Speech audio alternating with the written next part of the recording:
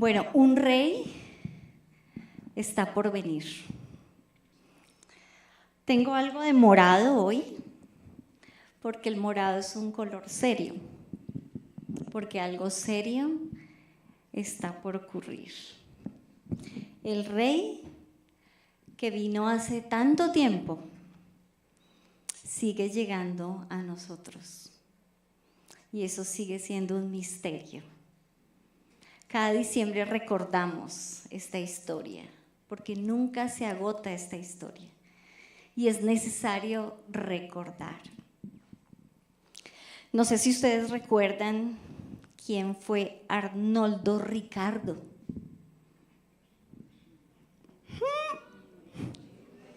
Les doy más pistas. Taxista de Cartagena. Más pistas, 58 años. Sí, señora. Fue la primer víctima del COVID aquí en Colombia. Y de ahí en adelante recordamos lo que pasó. Llegó un momento en que tuvimos que interrumpir nuestras vidas, nuestros planes como venían. Nuestra vida se interrumpió, ¿cierto? Y muchas veces va a sucedernos eso. Muchas veces nosotros hacemos planes, trazamos, creemos que trazamos nuestro destino, pero en un momento la vida se interrumpe. Una enfermedad que no esperábamos, nuestra o de un familiar, trastoca horarios, trastoca planes.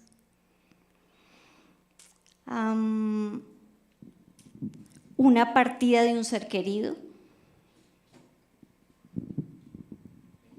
La partida de un ser querido que nos trae y nos mete en un duelo y que para estas fechas se vuelve más doloroso todavía.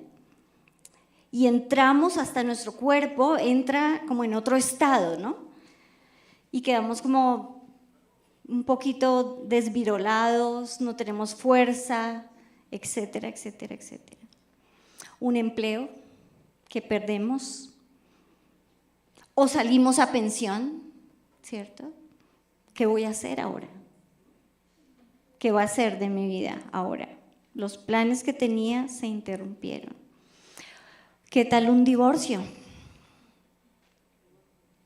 Cosa dura esa. Son cosas que interrumpen nuestra vida y nos hacen tomar acción, acciones distintas. Ya no les voy a hablar más de Arnoldo Santiago, sino de una jovencita que tenía sus planes de matrimonio, planes de tranquilidad, de paz, de hijos. En esa época, las bodas se hacían en 2 bloques. La primera, así como nosotros, primero el compromiso. Y en ese compromiso, luego pasaba aproximadamente 1 año. En ese tiempo, el caballero empezaba a construir la casa o a hacerle una extensión a la casa de su papá. Eso ya se sabía, ¿cierto? Era parte de la cultura. Y bueno, ya tenían este plan, este compromiso. En su cabeza, esta jovencita de 12, 13, 14 años máximo, estaba planeando cómo sería ese momento. Porque las jovencitas, eso era su plan, ese era su plan, casarse y tener hijos. Y de pronto, llegar a conocer al Mesías, de pronto. Lograr ver ese momento. Así como los bogotanos decimos, ojalá podamos ver el metro algún día, ¿cierto? Algo así. Pues esa era la esperanza de todo israelita. Y ella está ahí con esa ilusión. A veces la información cruzaba las familias y ella alcanzaba a saber cuándo era que iba a aparecer el personaje, pero a veces no sabía. Pero sí había una señal, y la señal era una trompeta. Entonces, si sonaba la trompeta era que el tiempo ya se había cumplido y llegaba el cortejo del novio con sus mejores amigos a la casa de ella. Claro, como había algarabía, ella alcanzaba a ponerse su traje, el que había preparado durante un año, para irse con él y celebrar más o menos unos 8 días de fiesta. Pero para esta joven no fue así. En lugar de trompeta, en lugar de cortejo, un día cualquiera, donde ella estaba, apareció un mensajero de Dios. Y estos mensajeros, cuando llegan, siempre asustan. Pues, ¿no les asustaría a ustedes que se aparezca como un mensajero? Lucas 1, 26, 29. Cuando Elizabeth estaba en su 6º mes de embarazo, Dios envió al ángel Gabriel a Nazaret, una aldea de Galilea, a una virgen llamada María. Ella estaba comprometida para casarse con un hombre llamado José, descendiente del rey David. Gabriel se apareció y dijo: saludos, mujer favorecida, el Señor está contigo.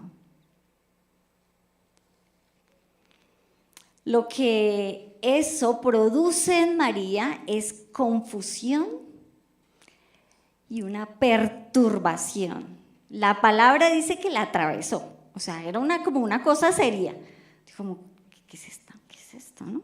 Y hay una explicación, dice que ella intentaba entender qué era este saludo.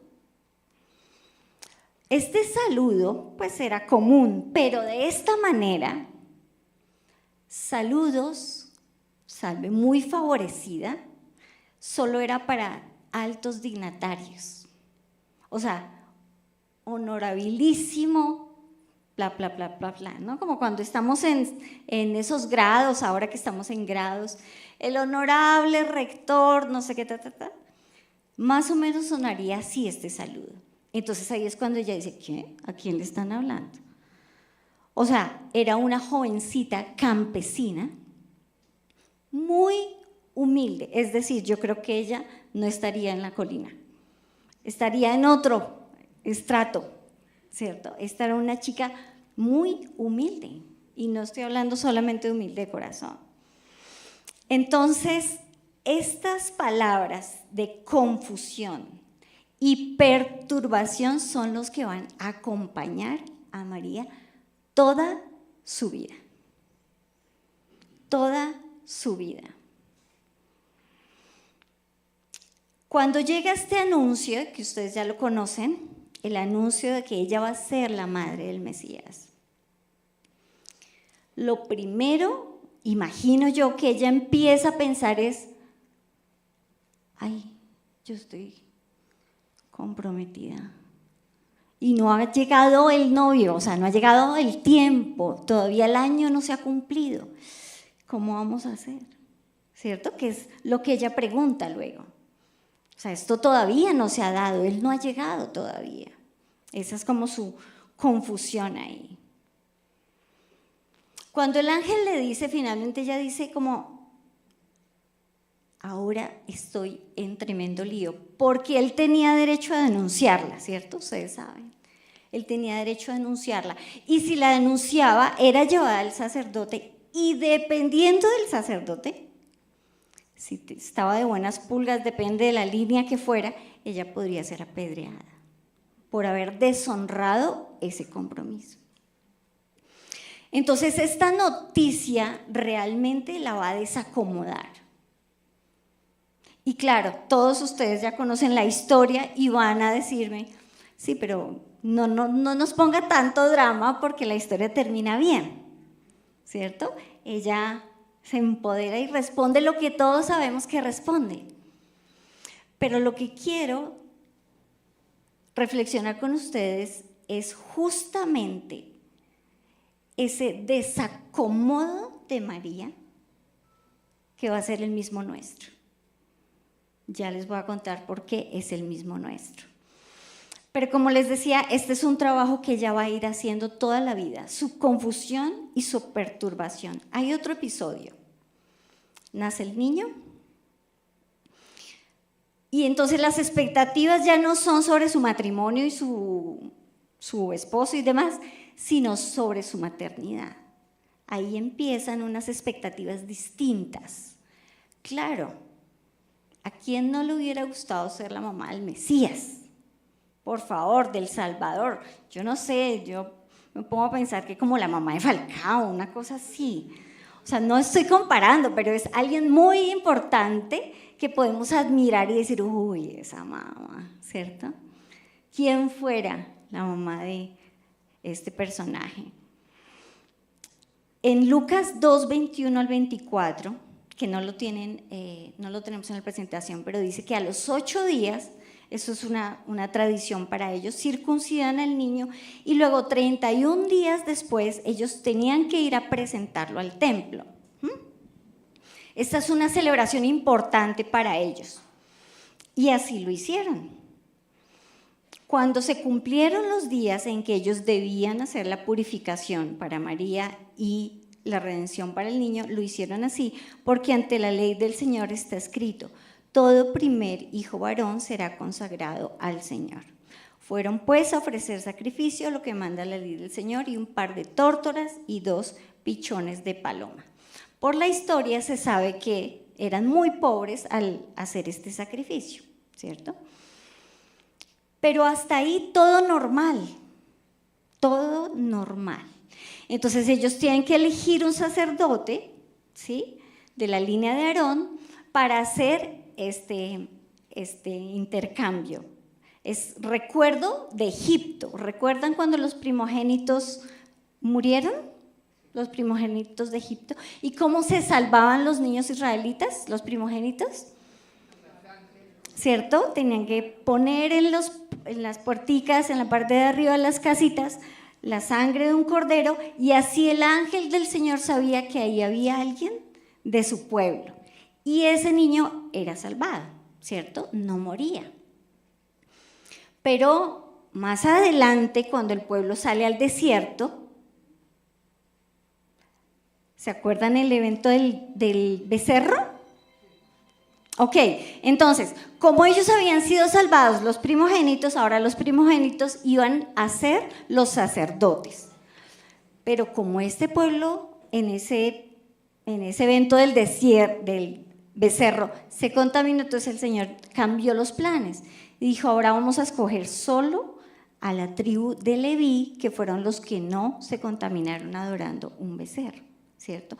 Entonces, por eso, los hijos son míos, dice el Señor, los primogénitos son míos. Entonces, cada vez que nazca un primogénito, los papás van a tener que venir a pagarme por él, ¿sí? Más o menos es lo que está pasando acá. Por eso ellos tienen que presentar al niño. Me pareció un dato chévere. Tienen que ir y recordar que ese hijo sigue siendo de Dios, ¿vale? En esa escena estamos. Entonces, todo normal, pero ellos encuentran al sacerdote Simeón. Y el sacerdote hace una bendición sobre el niño, era lo tradicional, hace una bendición, recoge el intercambio de las monedas y listos, todo para la casa. Pero hay una cosita acá. Simeón dice: Señor soberano, permite ahora que tu siervo muera en paz, como prometiste. He visto tu salvación, que la preparaste para toda la gente. Él es una luz para revelar a Dios a las naciones, y Él es la gloria del pueblo de Israel. Claro, es una bendición más extendida, o sea, esta bendición ya empieza a verse rara, ¿sí? Él ya había dicho lo que tocaba, pero esto ya está más ampliado. Y luego dice: los padres de Jesús, o sea, José y María, asombrados, otra vez esa confusión, de lo que decía él. Entonces Simón les dio su bendición y le dijo a María: este niño está destinado a provocar la caída de muchos en Israel. Y ahí ya como que, uy. Y también el ascenso de muchos otros. Fue enviado como una señal de Dios para muchos, pero muchos, se le opondrán. Como resultado, saldrán a la luz los pensamientos más profundos de muchos corazones. Ok. Entonces este Mesías va a ser un problema. O sea, este hijo va a tener bastante oposición, ¿cierto? Cuando damos a luz, bueno, las chicas que dan a luz, normalmente esperamos buenas cosas para este bebé, ¿cierto? Y llega, bueno, cuando ya ahora dejan visitar y demás, hay como bendición y como la pregunta siempre de una mamá, ¿no? ¿Qué será este niño? ¿Qué llegará a ser? ¿Qué llegará a ser? Y entonces esto no se veía como tan prometedor. Y luego la última frase: María, y una espada atravesará tu propia alma. Ay, Dios mío. O sea, en realidad este niño sí va a ser un lío para mí, ¿cierto? Va a ser algo que me va a traspasar la vida. Más o menos así empieza nuestra historia de Navidad. Bastante entrega, bastante sacrificio. Entonces, esto de la espada queda retumbando en la cabeza de María, queda retumbando. Pero no es el único, o sea, no son los únicos episodios, hay un episodio más. Y el autor, Lucas, es muy rápido en contarnos esto, o sea, así, no pasa nada, o sea, va a tener un hijo. Y pueden apedrearla, pero tranquila, que Dios va a estar con usted. Y bueno, pues sí, le van a traspasar el corazón de dolor, pero aquí estamos.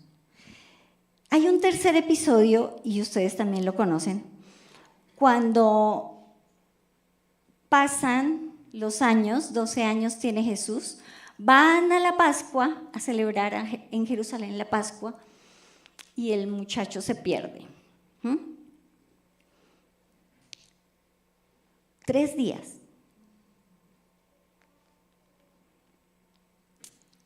A mí una vez se me perdió Alejito por 45 minutos y sentí que me moría. Estábamos en un parque gigante lleno de peladitos, y pensé que lo perdía. Casi me muero.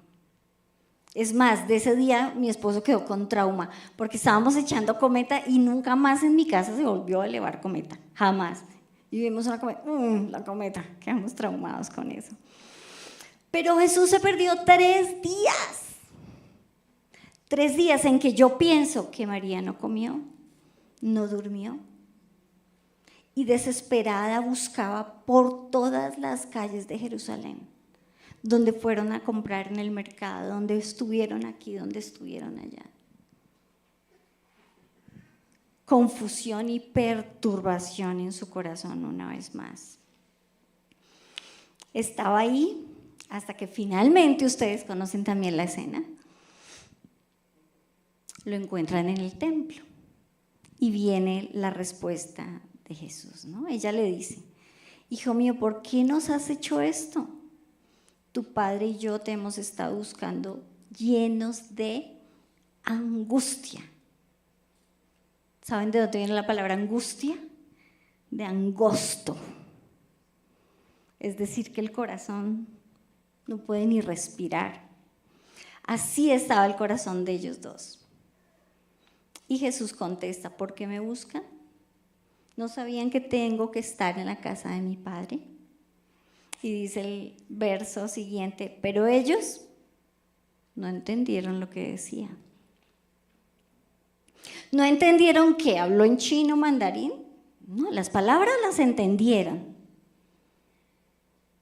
pero no entendían realmente lo que estaba pasando con la vida de este muchacho. Confusión y perturbación. Así que estas expectativas de esta madre israelita se ven rotas. Esta no es una mamá de comercial de pañales Winnie, donde todo es caóticamente hermoso. No. Esta mamá es una joven, ya aquí en este momento tiene 25 años aproximadamente, una mamá que tiene las manos callosas de ir a cortar la leña, de ir a traer agua al pozo. Aquí no hay comercial de Winnie. Aquí hay una chica campesina que todos los días tiene que moler el trigo con 2 piedras para sacar la harina y hacer pan para su familia. Y le ha llegado este encargo del Hijo de Dios. No lo esperaba, claro que no.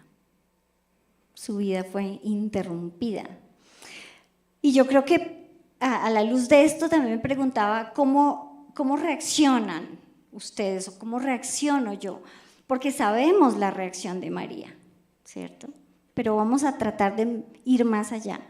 ¿Cómo reaccionamos frente a las circunstancias de este tipo? O sea, cuando nos rompen el plan, cuando llegan estas cosas y como que el corazón no tiene aire, ¿cómo reaccionamos? Normalmente el cerebro está adaptado para que huyamos. Tenemos que huir de este dolor.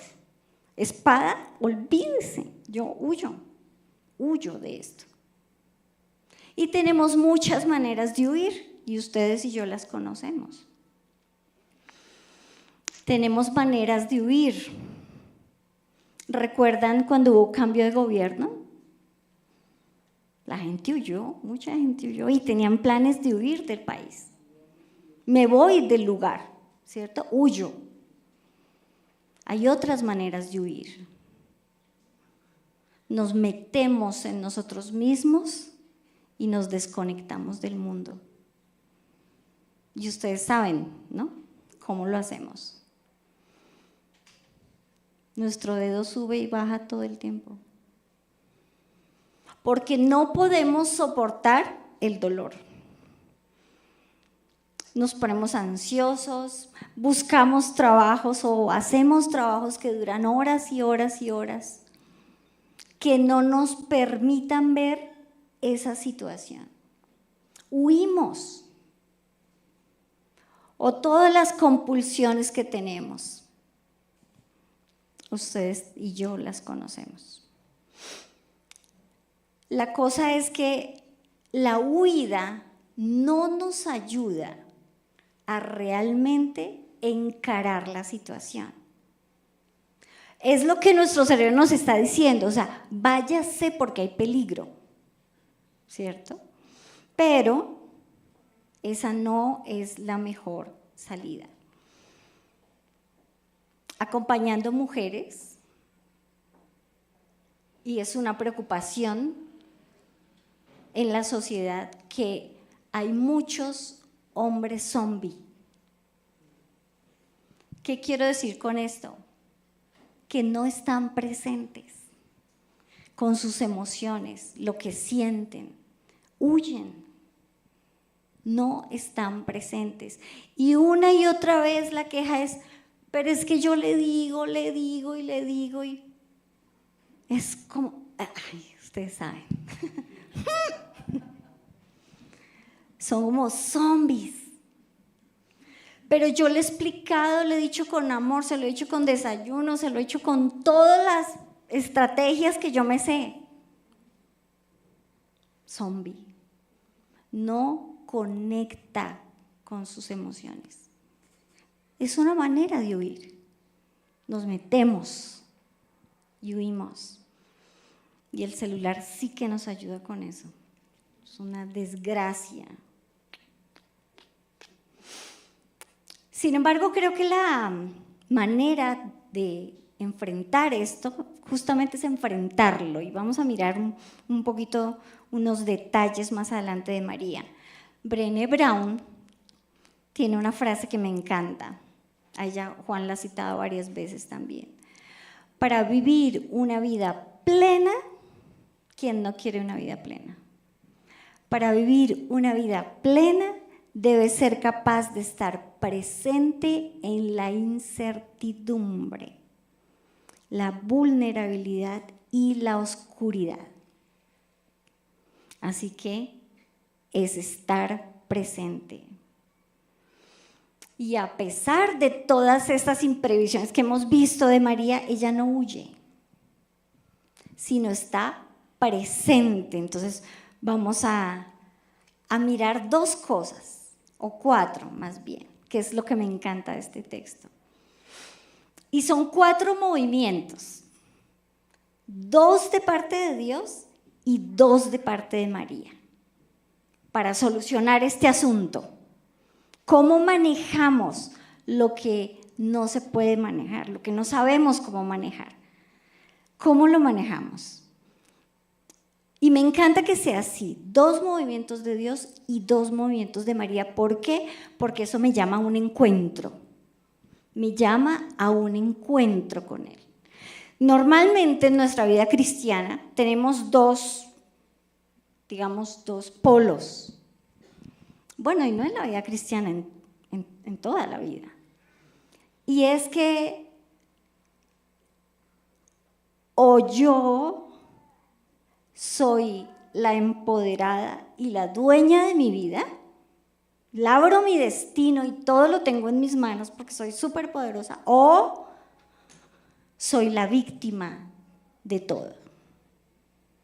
Y a la larga termino diciéndole a Dios, la culpa es suya, porque usted, ¿cómo permite que me pase esto?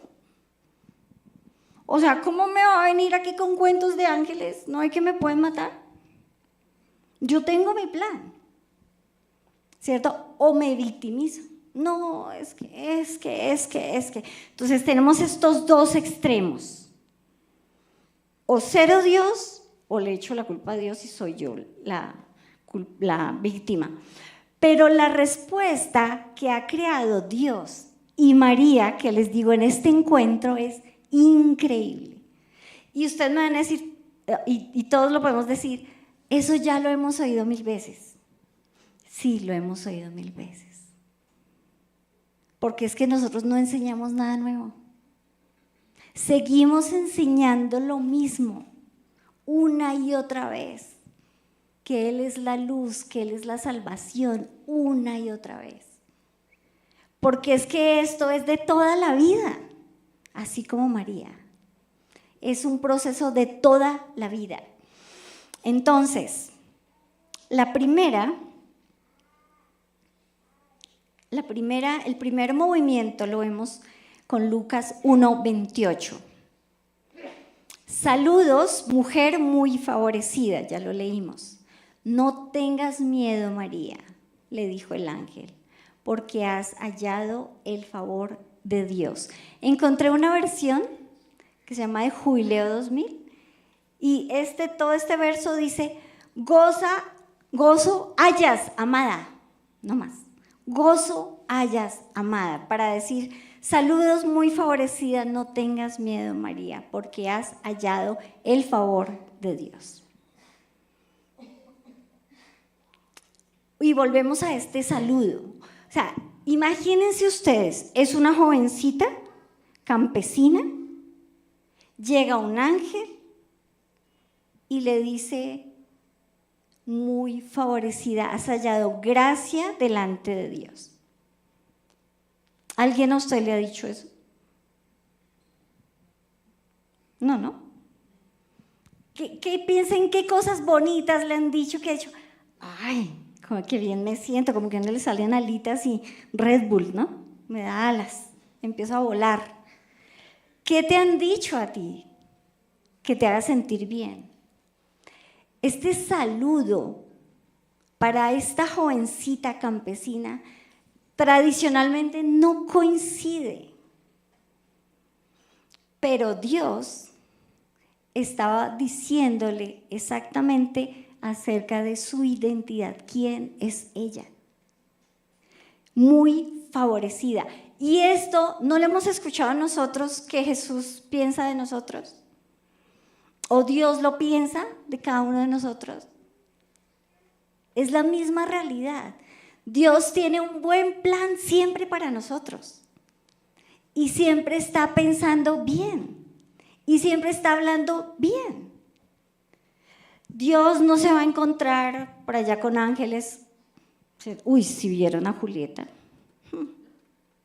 No, es que Julieta. Eso no va a pasar, porque Dios ve a Julieta y se goza viéndola. Se goza. Es su deleite. Es su deleite. Y lo más interesante acá es que María lo creyó.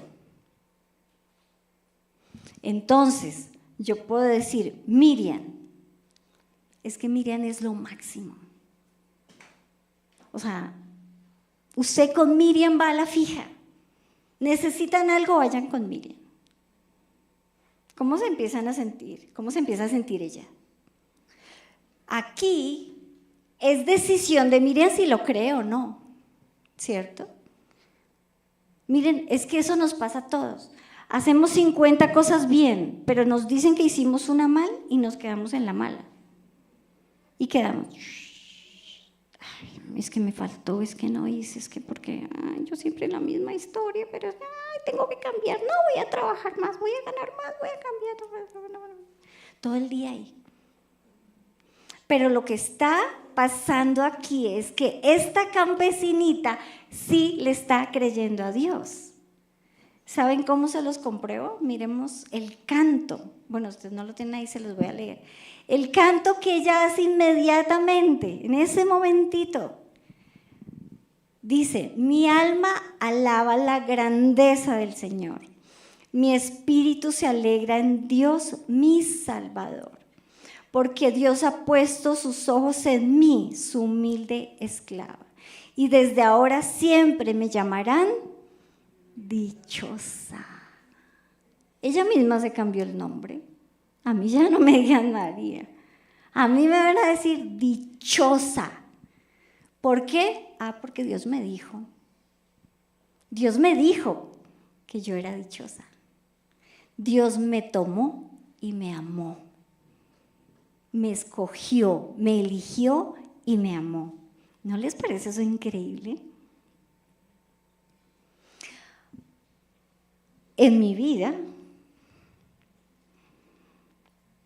creo que el mayor trabajo que he tenido que hacer es convertirme en amada de Dios. Sabemos que Él nos ama, sabemos que Él nos ama, pero ¿vivimos como amados? ¿Realmente vivimos como amados? Sabemos que las decisiones que tomo son en confianza, en fe, porque sé que Él está conmigo, porque sé que si la embarro, que si me equivoco no van a venir encima, ¿cierto?, a juzgarme, que si hago algo mal, está para ayudarme. ¿En realidad vivimos así? Henry Nouwen tiene una frase que me encanta y dice, el autodesprecio es el mayor enemigo de la vida espiritual, porque contradice la voz sagrada que proclama que somos hijos amados. O sea, no es el diablo.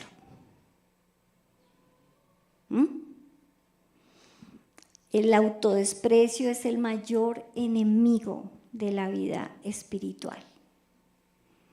Así que esa voz que siempre nos está diciendo, eres amado, salve muy favorecida, hay que ponerle atención. escuchar esa voz. Por eso animamos siempre en la iglesia, estamos animando que hagamos tiempo de silencio. Cuando yo me silencio, puedo escucharme diciendo, la embarró. ¿Usted por qué no llamó? ¿Por qué no hizo esto? ¿Por qué no hizo? Y entonces ahí yo me pongo alerta y empiezo a escribir todo lo que dice esta voz. Tengo que sincronizar, ¿no? Tengo que sincronizar esta voz.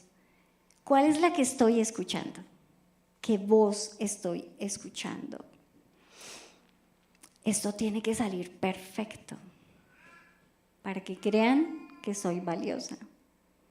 No le da pena decir esas cosas, ¿cierto? Y ustedes tienen otras voces que podríamos completar aquí entre todos. Ya estás muy viejito, ya no hagas eso. Ya estás muy vieja para emprender eso, no lo hagas. Ahí está. Y mientras tanto, la voz de Dios sigue diciendo, salve, muy favorecida. Salve, muy favorecida. Entonces, nuestro trabajo tiene que ver con afirmar esta verdad. Afirmar esta verdad. Soy amada. ¿Cómo se comporta un amado? ¿Cómo se comporta un amado? Un amado ama. Y el que no, pues hace infeliz al resto, ¿cierto?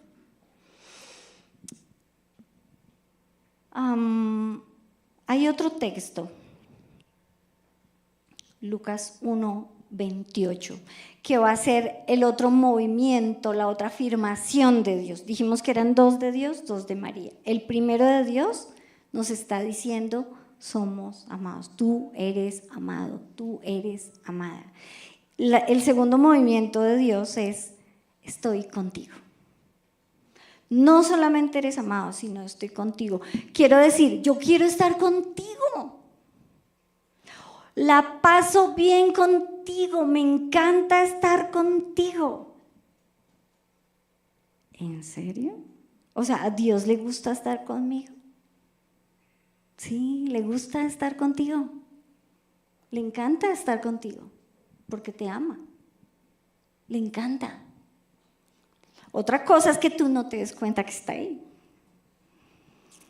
Ese es otro asunto, pero a Él le encanta, así no lo mires, le encanta estar contigo. Por eso en Navidad lo que celebramos es Emmanuel, ¿qué es? Está con nosotros, porque le encanta estar con nosotros. Reconocemos que Dios se ha comprometido a vivir en solidaridad con nosotros, a compartir nuestros gozos, a compartir nuestros dolores. Él sufre con nosotros, como hacen los amigos. Él está comprometido a defendernos y a protegernos. Él está comprometido hasta su vida con nosotros. Él es mi pastor, mi socorro, mi ayuda, mi pronto auxilio, mi luz. Bueno, ¿qué más decimos? Como decía el video, ¿qué otro nombre le damos? Él es. Yo pido al Señor que puedas descubrir y que yo pueda seguir descubriendo cuánto te ha protegido y te ha amado el Señor. Y que caigas de rodillas por el amor que Él te tiene. Ruego al Señor eso. Esto, en otras palabras, es la misma oración de Pablo, que es mi oración favorita, por la que oro por las chicas, por mis hijos. Espero que puedan comprender cómo corresponde a todo el pueblo santo, cuán ancho, cuán grande es el amor de Dios, cuán profundo.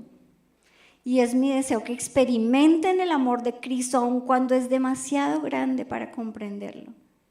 Entonces, serán completos con toda la plenitud de la vida. ¿Cuándo nos dijeron que carro, casa y beca era la plenitud de la vida? Seguidores, likes, ¿cuándo nos dijeron eso? ¿O cuándo no lo creímos? Que los números, las cantidades, la plenitud de la vida es que tú llegues a comprender cuán ancho, alto y profundo es el amor de Dios por ti. Que puedas ver que se muere de amor por ti. Tal como eres. Tal y como eres. Tal y como eres.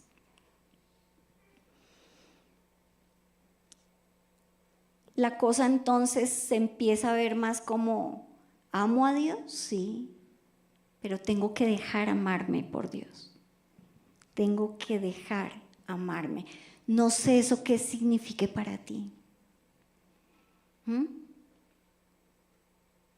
No sé qué signifique para ti. Hace unos 15 años me invitaron a dar clases. Me encanta, yo soy feliz dando clases.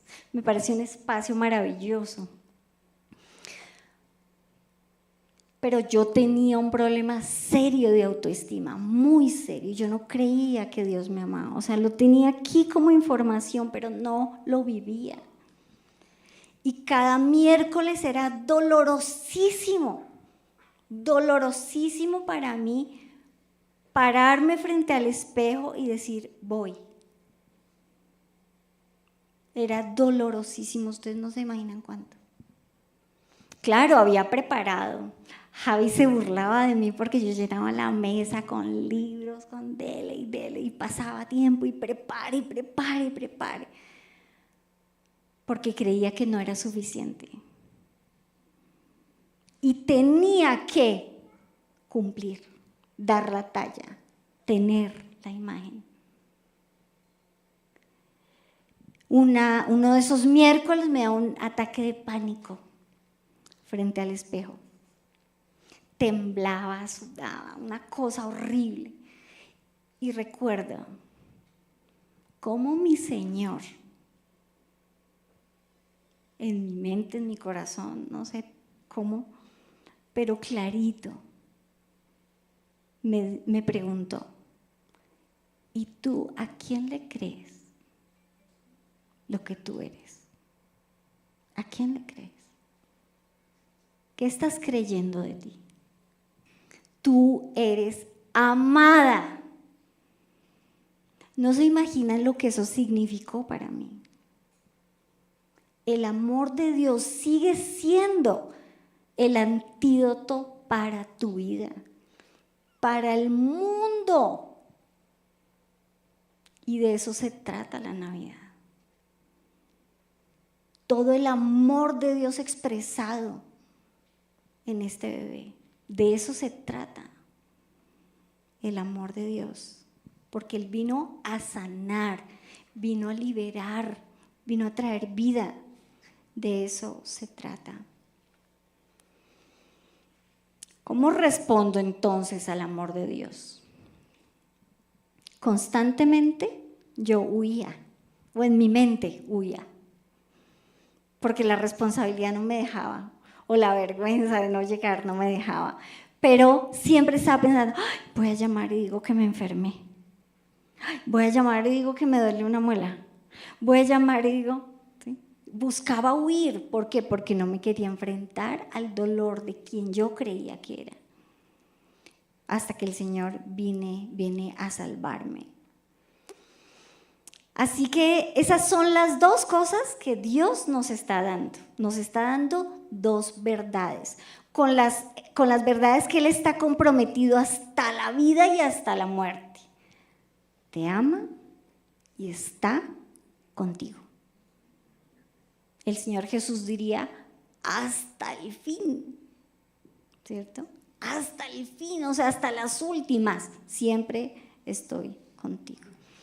Ahora miremos la respuesta de María, sencillitas, dos cositas nos dice el Evangelio de Lucas. 2:19. María guardaba todas estas cosas meditándolas en su corazón. ¿Saben cuántas veces late el corazón por minuto?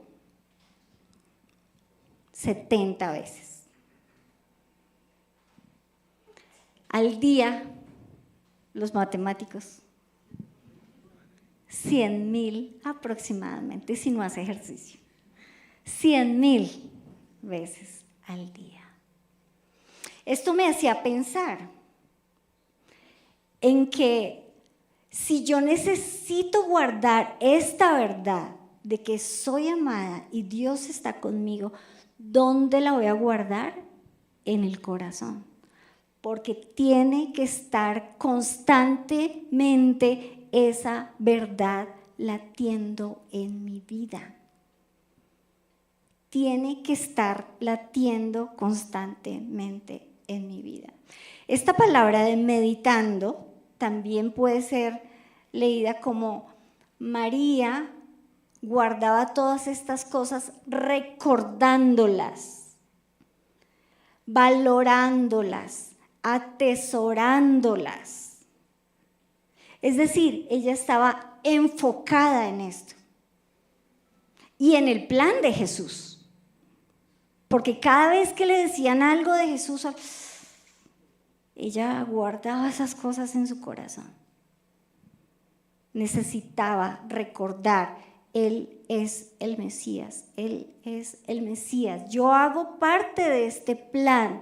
Dios me eligió constantemente. Tenía que estar atenta. Tanto es así que ella quería recordar que se inventó una canción. Las canciones son excelentes para recordar, ¿no? O sea, seguramente si cantamos un villancico viejito, ustedes hacen coro conmigo. Bueno, no tan viejito, pero seguramente hacemos coro juntos.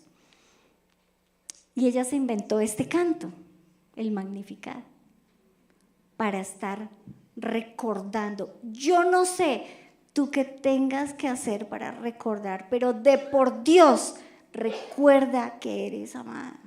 Recuerda. Hoy en día hay muchas estrategias, ¿cierto? Salvapantallas, alarmitas, algo que te recuerde esta verdad, que te recuerde, para que medites y estés constantemente actualizando tu vida. ¿Qué quiero decir con esto? María lo que hace es que cada circunstancia de su vida ella va a hacerle un trabajo teológico a la luz de lo que Dios está haciendo en su vida. Es decir, todas las circunstancias vienen de parte de Dios. Me gusta como lo dice John Olbert. Dice, hablando de esto que María guardaba estas cosas en su corazón, dice, reflexionar como María es un trabajo teológico para tratar de entender lo que Dios está haciendo en mi vida y en la vida del pueblo de Dios, para que podamos responder con coraje y justicia y fe y avanzar como socios junto con Dios en este gran proyecto. Eso está bueno. Cuando me pasan cosas buenas, yo digo, ay, qué bueno es el Señor, ¿cierto? Qué fiel. Yo creo que ustedes pueden recordar conmigo una salida de una clínica, un grado de un hijo, bueno, cosas que nos pasan y decimos, qué bueno es el Señor. Y cuando nos pasan cosas que no nos gustan tanto, pues Él sigue siendo bueno, ¿cierto? Pero nosotros como que eso queda atorado por allá. No es tan fácil decirlo. No es fácil decir Dios es bueno cuando las cosas que yo veo no son buenas. Entonces, este trabajo que está haciendo María justamente es poner a Dios y saber que esas circunstancias hacen parte de su plan. o sea que es buena. Eso no es tan fácil. No es tan fácil, porque normalmente lo que yo hago no es que reflexiono ni medito, sino reacciono, ¿cierto? Eso es rapidito, porque mi cerebro está adaptado para eso. Entonces reacciono. Pero todo lo que pasa, absolutamente todo lo que pasa, Dios está presente, aún lo más terrible. Entonces ahí es cuando nos preguntamos y vamos a Génesis. ¿Quién define lo que es bueno o no para mí? Hablábamos con Marinita ahorita antes de comenzar el servicio y ella me contaba acerca de sus 2 cirugías que tuvo. 10 días en cuidados intensivos. ¿Cuándo eso va a ser bueno? ¿Cierto? Pero ella está dando una interpretación teológica a ese evento y está diciendo, yo creo que esto el Señor me lo permitió para poder acompañar a otros que están sufriendo en un hospital, que les pica. Ella decía que le pica, que le duele, que no se puede mover. Eso es terrible. ¿Se dan cuenta? Y eso fue lo que nos regaló Israel. Entender la vida a la luz del propósito de Dios. Porque para esa época era solo una muchacha, era solo una estrella, eran solo unos pastores, era solo un censo. A él le dio por hacer un censo y se fueron. Así podemos leer nuestra vida. Una vida pagana. Pagano es sin Dios. Pero nuestra vida no la leemos así. Porque Él está presente. No voy a decir que los males del mundo, ¿cierto?, hacen parte del plan. No lo voy a decir. Pero sí voy a decir que Dios se abre paso a través de esos sitios, de esos momentos de vida, para traer luz, porque también está ahí. Él está en esas tierras lejanas y extrañas. Él está ahí. Entonces, tenemos que detenernos una vez más para reflexionar lo que está pasando en nuestra vida. ¿Qué es lo que Dios quiere? ¿Cómo está viniendo Dios en esta situación? ¿Cómo está viniendo? ¿A qué me está invitando Dios? ¿Qué me está susurrando? Oro para que puedas confiar en la delicada mano del Señor guiando tu vida en todos los aspectos. Porque esto se convierte en una interrupción que el amor hace en tu vida. Esa es una verdadera interrupción de amor. Como lo dice el Salmo 89:15. Miren ese salmo. Eso es como para sentarse, no sé, ahora que van de vacaciones y van a la playita, llévense ese versículo nomás. Y piensen, mediten, ¿qué es esto? Dichosos los que saben aclamarte, Señor, y caminan a la luz de tu presencia. Ellos no tenían electricidad. Esto nos está hablando de cuando tenemos que caminar en la oscuridad. Cuando los momentos son difíciles. ¿Cómo caminamos a la luz de tu presencia? Es decir, yo doy el paso y reconozco que la presencia de Dios está ahí. Siempre, con cada paso que dé, Él ilumina el camino. ¿No les parece increíble? Increíble. Eso es otra cosa que hace María, la segunda. La segunda frase de María, que ustedes también la tienen en mente. Hágase conmigo según tu palabra. Claro, esta hágase conmigo según tu palabra tiene que tener como base el tú eres amada. Porque si la base no es el amor, esto no se sostiene.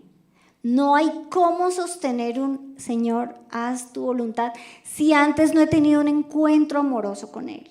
No es posible. Por eso vemos tantos cristianos que tienen una crisis y terminan diciendo, no, es que el Señor no me escucha, ore usted por mí porque no me escucha, ¿cierto? Pero no, Él sí escucha. Entonces la base es el amor. Eso es lo más importante, no resistirnos a su amor. Y permítanme hacerles una lectura, ya para terminar. Vamos a la última escena de María con Jesús. Ya saben cuál es, ¿verdad? Getsemaní, o sea, la cruz. Y en ese momento es donde se van a venir todas estas expectativas de madre y vamos a tratar de entrar a la mente de María, cómo ella va a equilibrar estas dos realidades. Estas expectativas de Dios me ha dado al Mesías y es Hijo del Altísimo y verlo en la cruz, ¿vale? Permítanme hacer una lectura de Ignacio Larrañaga, que me parece que hace un trabajo maravilloso de cómo entrar y equilibrar estas dos cosas. Y pone en labios de María, es como si María dijera, mi Señor, un día me dijiste que mi hijo sería grande, pero aquí acaba como un criminal. Un día me dijiste que su reino no tendría fin, pero aquí delante de mis ojos lo han aniquilado al primer golpe. Un día me dijiste que se llamaría Hijo del Altísimo y aquí lo han comparado con Barrabás y lo han encontrado más detestable que Barrabás. Todas las palabras que me dijiste un día han sido desmentidas una por la barbarie de esta tarde. Tengo todos los motivos para pensar que yo fui una víctima que se creyó sus propios sueños y alucinaciones, porque no veo nada cumplido. Todo es horror, tinieblas a mi alrededor.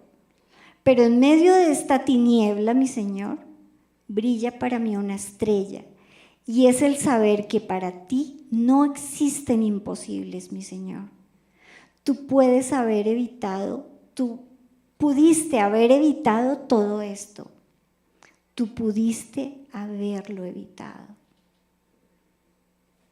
Ahora bien, sé que lo has permitido. Si tu voluntad anda entre los pliegues de esta barbarie, porque lo has querido, dispuesto o permitido, he aquí que tu pobre sierva que te ama y sabe que tú eres sabio y bueno. He aquí que tu pobre sierva decide seguir en su palabra. Hágase tu voluntad. Esto es un horror para todos, pero si tú lo has permitido, estoy de acuerdo con todo. Eso sería más o menos el diálogo de María en su interior. ¿Era una injusticia? Sí. Romanos, judíos, todo eso era una realidad, pero no era la verdad de Dios. Sabemos que esto sucedió toda la vida de María, que fue esta transformación, esta afirmación en ser amada y hacer la voluntad de Dios. Sabemos que tenía un destino aún más grande. No se trataba de ella. se trataba de nosotros. Esto se trataba de nosotros, porque cada vez que tú tomas la decisión de afirmarte como amado y de obedecer a Dios, lo que estás haciendo es que estás siendo ejemplo y bendición para otro. Estás construyendo el reino. María dijo sí, acepto. Mi pregunta es, ¿qué te está invitando Dios a ti? ¿Qué situación del país te duele? ¿Qué te duele? ¿Qué quieres cambiar? ¿Qué es lo que te duele? Seguramente es una invitación de Dios. Hágase tu voluntad. Ese hágase tu voluntad no solo te involucra a todo el mundo. Y sí que necesitamos personas que estén dispuestas a decir, hágase tu voluntad. ¿Qué tal en esta Navidad si hacemos la voluntad de Dios? Y ya vamos a terminar. Les voy a pedir algo para terminar. Y es que puedan cerrar sus ojos, porque estos son buenas noticias en esta Navidad. Dios te ama y está contigo. Y te va a encomendar una misión de decirle a otros que Dios los ama y que pueden unirse a este gran plan. Pero tengo esta palabra para ti. Es una paráfrasis de Sofonías 3:17.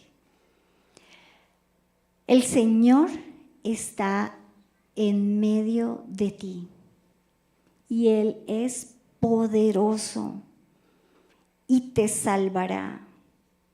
El Señor estará contento contigo. Con su amor te dará nueva vida y en su alegría cantará. Sí, el Señor cantará porque está alegre contigo.